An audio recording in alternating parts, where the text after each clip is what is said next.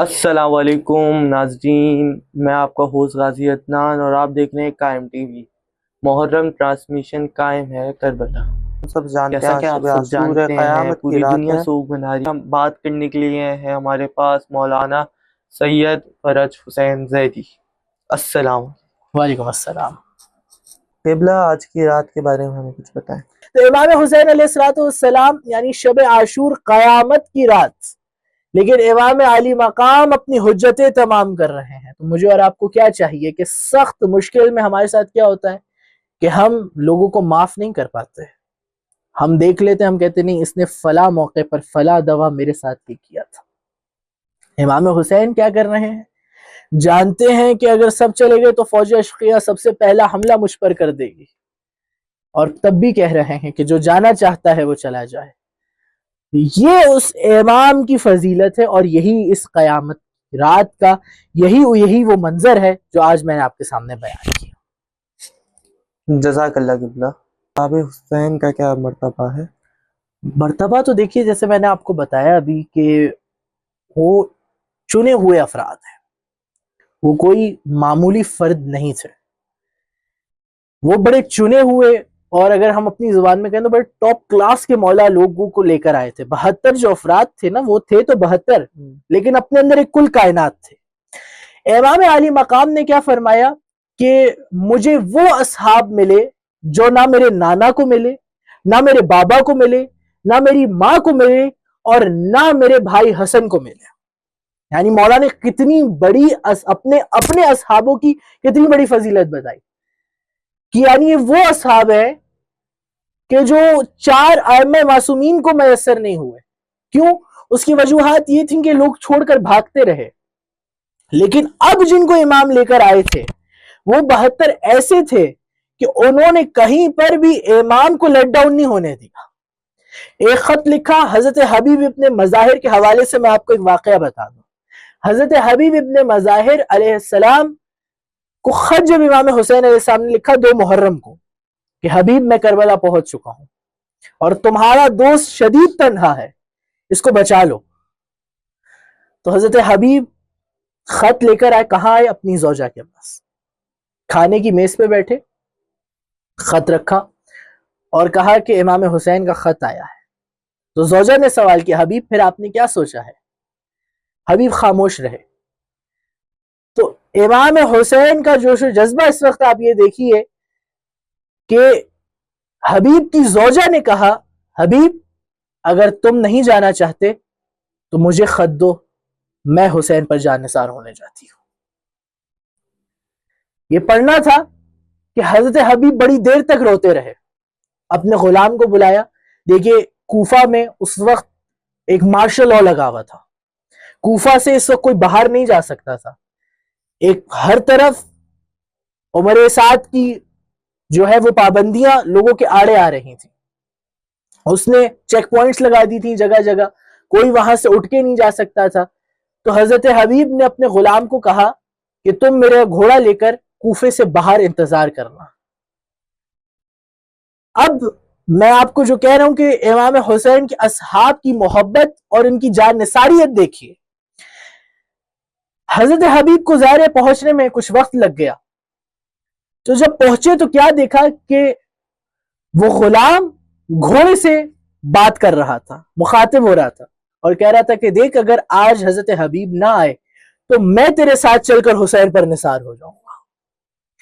یعنی آپ وہ جوش و جذبہ دیکھیے کہ جو پناہ تھا لوگوں کے لیے کہ ہم امام حسین علی مقام پر فدا ہونے کے لیے تیار ہیں۔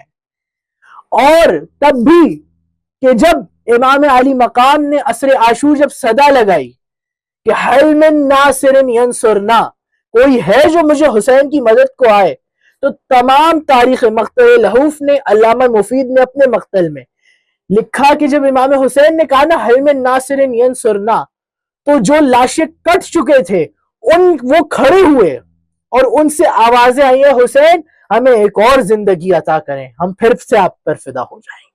قبلہ آج کے حوالے سے ایک پیغام شب عاشور ہے، پیغام صرف یہی دے سکتا ہوں کہ کوشش کریں کہ امام حسین کو میسج کے پہلانے کی آپ کوشش کریے. میں اور آپ دیکھ رہے ہیں آج کے ہمارے پاس سب سے زیادہ بڑا ہتھیار کیا ہے؟ Social media. ہم سارا دن بیٹھ کر جو فضول چیزیں شیئر کر سکتے ہیں، تو یہ ہمیں نہیں چاہیے کہ جہاں امام علی مقام کا کوئی میسج جس ویڈیو میں بیان ہو رہا ہو ہم اس کو شیئر کریں. یہی میرا فریضہ ہوگا کہ میں اس چیز کو مرتبیت امام حسین کو ادا کرنے کے لیے، اگر میری اس ویڈیو کی وجہ سے میں نے کسی کو شیئر کی وہ ویڈیو اور اس ویڈیو کی وجہ سے کسی کا دل پلٹ آئے، کوئی امام حسین سے محبت کرنے لگے، دیکھیے مجھے کتنا ثواب ملے گا. اور پھر شب عاشور، لہٰذا اپنے آپ کو کوشش کریے کہ آج کی رات اور کل کا سارا دن امام حسین علی مقام کے ان تمام خطبات کی طرف نگاہ رکھیں کہ جو امام علی مقام نے دور سے نہیں دیے ہیں. شب عاشور اور روز عاشورہ امام نے گفتگو کہاں کی؟ یہاں پر جا کر. سارے اصحاب روک رہے ہیں، مولا کہاں جا رہے ہیں؟ قتل کر دیں گے، اور ہمارے ہوتے ہوئے آپ قتل ہو جائیں، ایسا ہم نہیں ہونے دیں گے. امام نے کہا بیٹھو میں جا رہا ہوں. عمر سعد کے آخری جو خطبہ ہے مولا کا کربلا میں امام حسین علیہ السلام کا، وہ کیا خطبہ ہے؟ کہاں آ کر؟ عمر سعد کے گھوڑے پر، یعنی بالکل آمنے سامنے. اور وہاں کے مولا مخاطب ہو رہے ہیں کہ تم میری بات اب سمجھ نہیں سکتے. کیوں؟ کیونکہ تمہارے شکموں میں حرام پل رہا ہے.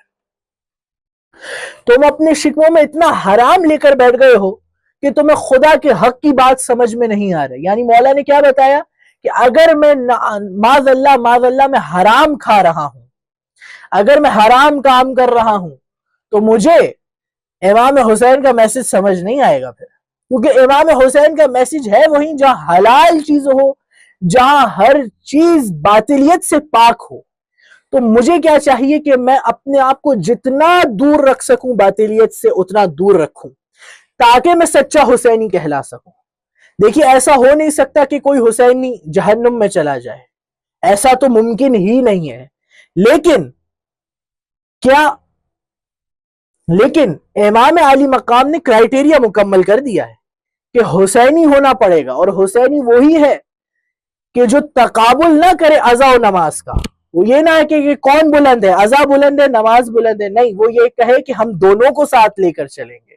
وہ یہ کہے کہ میں نماز بھی پڑھوں گا، ماتم بھی کروں گا. دیکھیے کوئی ایسا وہ انسان حسینی نہیں ہو سکتا کہ جو صرف نماز پڑھے اور عزا نہ کرے. وہ حسینی نہیں ہے. کیونکہ اس نماز کے لیے کیا لٹانا پڑا؟ وہ مجلس ہے. اور نماز کیا ہے؟ مجلس کیوں ہے؟ وہ نماز ہے. مجلس کس وجہ سے؟ کہ امام حسین نے نماز کو بچایا، اور نماز اس وجہ سے کیونکہ یہ مجلس عزا ہے. تو ان دونوں چیزوں کو خصوصاً عزاداران امام حسین کو چاہیے کہ ان دونوں چیزوں کا دامن نہ چھوٹے، اور یہی شب عاشور کا پیغام ہے. جزاک اللہ. ناظرین یہ تھا ہمارا آج کا ایپیسوڈ. دیکھتے رہے قائم ٹی وی کینیڈا کی قائم سے ہے زندگی. قائم کے دم سے آج بھی